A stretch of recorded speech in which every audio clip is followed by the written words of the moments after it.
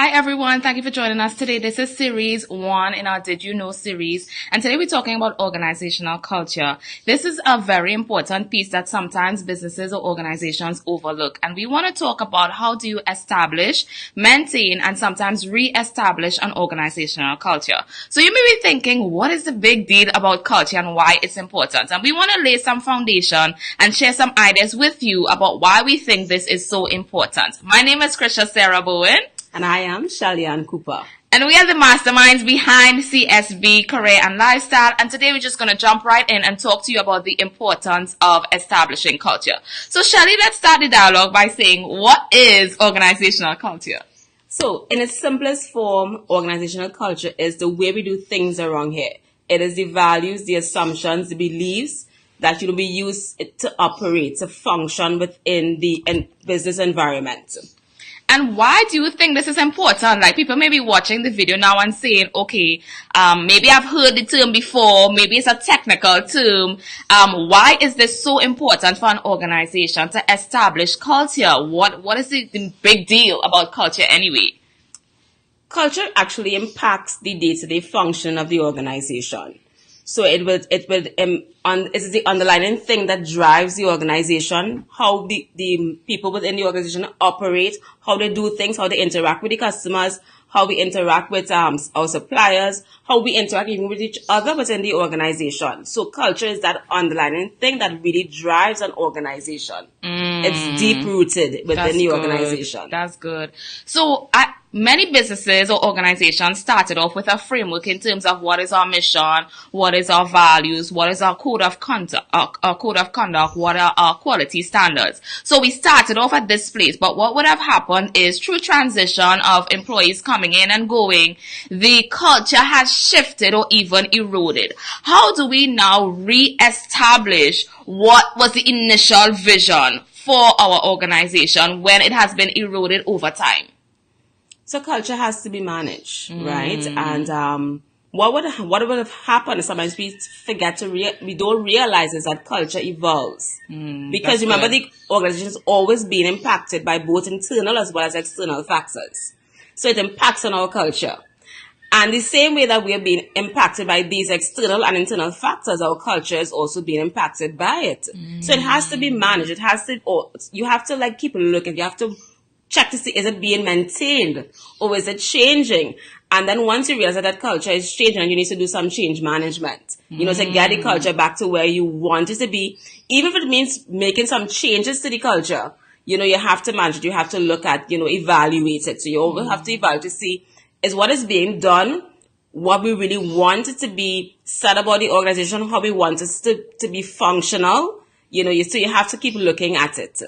I think sometimes what happens is people come into an organization, there's an orientation, of course, at the beginning, and then over time we don't maintain it, and then what we see happening is subcultures are formed. So people with stronger personalities who feel like, yeah, this is the way that they said things should be done around here, but I have a different way. I have a better way. I have a shortcut.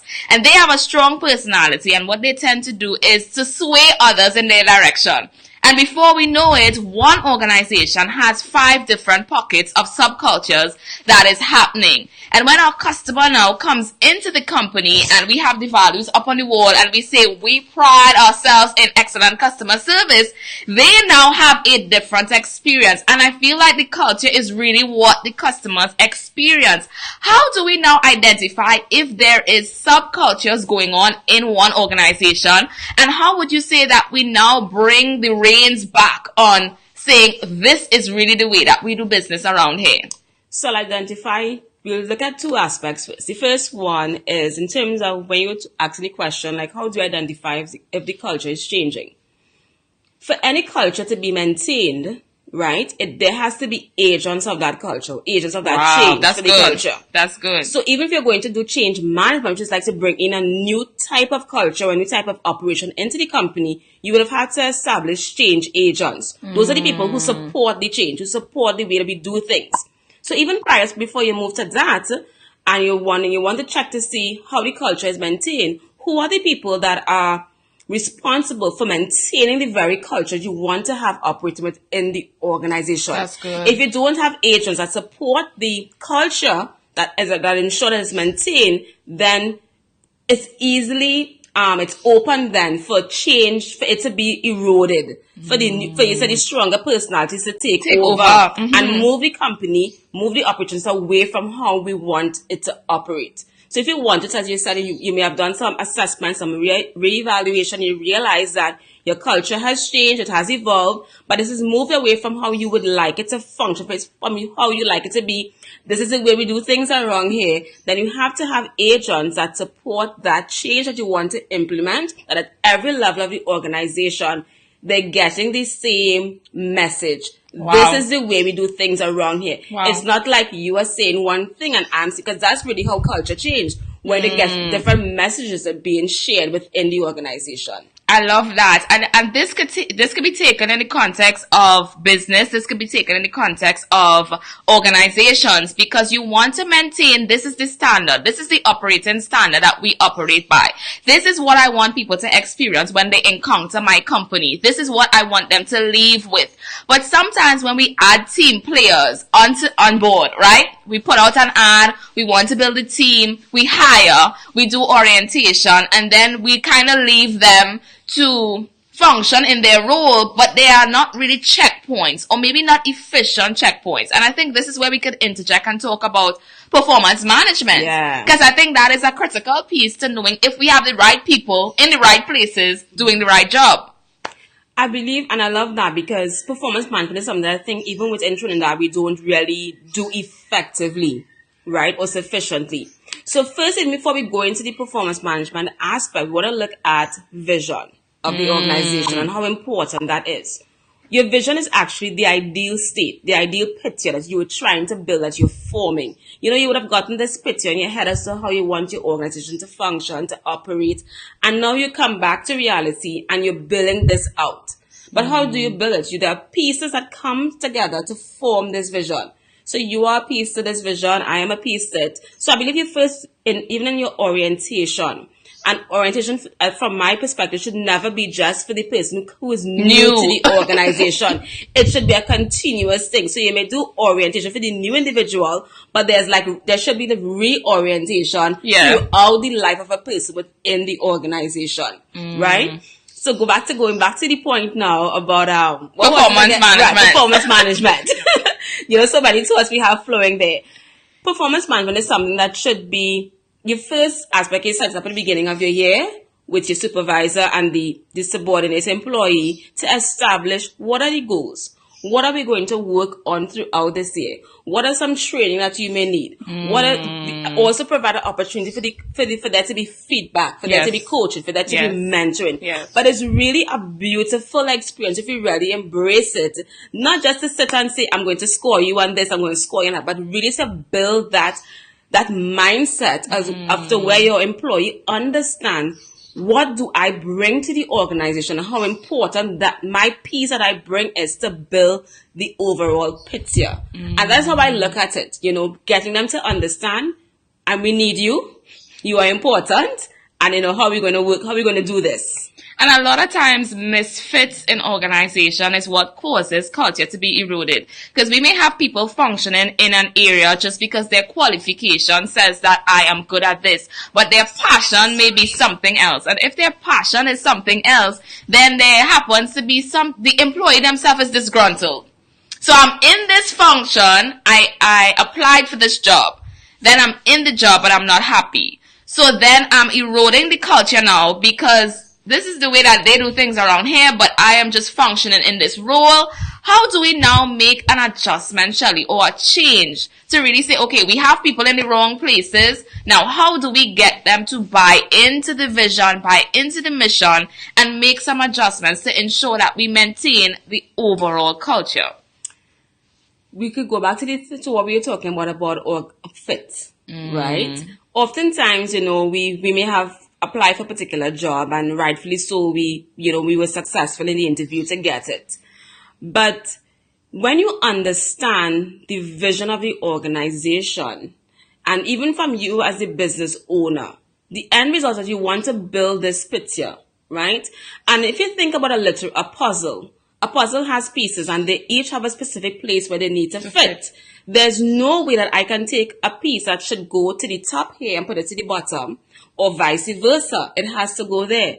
And I think a lot of times we are afraid to move, to make adjustments. That's true. To switch around pieces so that there is that smooth fit. And sometimes that's what happens. We leave a person in a position that they're not effective in. So it's really about matching. You have to really, get to know your employees. Do some personality assessments, really get into the background of the individual and to really pull from them their giftings, their talents. What are they really good at? And it's good as well to also move people around. So even in your absence, let's say you go on holidays or you go on vacation, the HR department closed down because Krishna is on vacation. No. Who are you even training? And then giving people the opportunity to switch around at times or to get to work in another department. You might be able to see, but wait, Krishna operates better in HR as opposed to finance. Wow. And then what happens is that the pieces now begin to come together more smoothly and there's a better fit. I like that. And it triggers my thought even about quality management, which is an area I think that we also need to address. Because sometimes we have people in a function and they are the only person that can do that role. So there is no quality control and then there is no training to say that if this person is absent, who in their absence can now take over this particular role and the company isn't efficient. What a lot of companies do is that we are people reliant and not system reliant. So the people hold a position and they don't build a system that ensures that the person that comes after or even in their absence, somebody else could function. As an organization, you should really build systems and put people in places.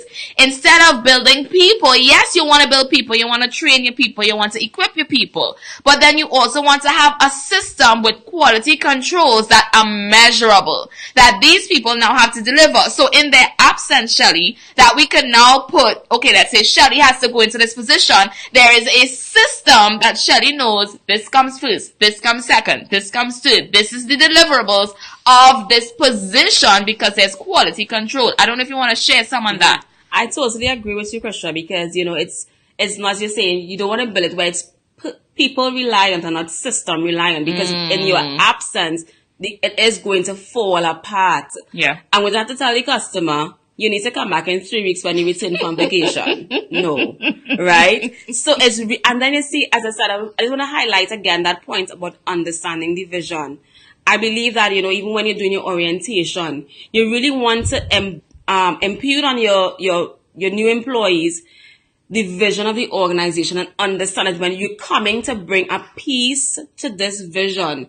And in bringing that piece, we need your skills, we need your abilities. And if today I need to ask you to work in another department, it's not about you taking me away from my role or my primary role, but the thing is, I'm moving you because why? We need to ensure that this piece of the vision is properly functioning so that the picture that we're building, it's being, it's not, a piece is not missing, but all the pieces is, clearly put together on that day, right? So, it's really important that we put these systems in place. We do succession planning. Yeah. We train people effectively. And sometimes we hold on to position because it's like, I don't want to lose my position. But you're not losing it. The end result is ensuring that the organization's strategic objectives and goals are met. That's why you're here. That's good. That's good. And we shared a little bit of these thoughts with you guys because these are some of the things that we do as a business. We come in and we help you set up performance management structures, quality control, change management. Or if you're looking and you're saying, oh, this culture thing sounds so big. It's really just maintaining this is the standard. This is what we want people to experience. And this is truly the way that we do things and we do business around here. So if you would like us to come in and do an assessment, a consultation of your organization or even your small business, because the same principle goes to business, Shelly. Let's tap into that a little bit. Like somebody may be watching and saying, well, I don't have a company, but I have a small business. It's just me and a virtual assistant, or it's just me and a small team. How does this even filter down into businesses? It's not limited to the size of your organization. That's good. Because the thing is, even though you may be small now, this is your building stage to grow to a bigger and a larger organization. And these same principles hold, because principles don't ever change. They hold true. So even if you have one customer right now, you have 2 customers, 3, 100, 1,000, you are building a culture that represents your organization. So that despite your size, you want to ensure you have that culture that speaks to who your organization is. What are you giving to your customers? How do you want your customers to remember you? Remember, referrals is a big thing for an organization. So, because yes, you can market, but if I could come and say, Krisha, CSPS was the best thing that ever happened to me, you have just earned me another customer without me having to do anything, even have to pay for that. But it would have come because they would have experienced the culture of the organization. So even at whatever size you are at, culture is still important. Good. I love it. I love it. Guys, you heard it here first. Did you know? This is some of the things that we do. So we look forward to talking with some of you to helping you set up your culture for your business and your organizations. Please do share the video with somebody that you think may benefit from this information. And look out for more from us in terms of as we share about how you can build and grow the productivity and the profits of your organization. Thank you guys for joining us. Bye. Bye.